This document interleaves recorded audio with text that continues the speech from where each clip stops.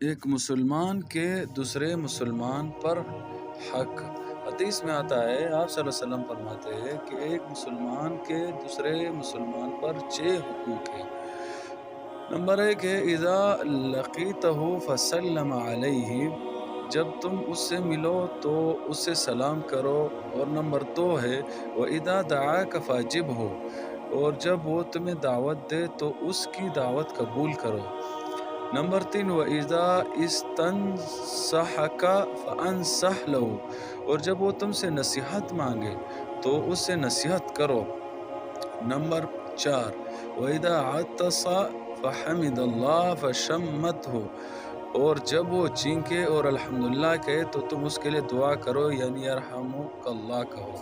Number 5 بیمار کی عیادت کرنا، وَإِذَا مَرِضَ فَعُودْهُ، اور جب وہ بیمار ہو تو اس کی عیادت کرو۔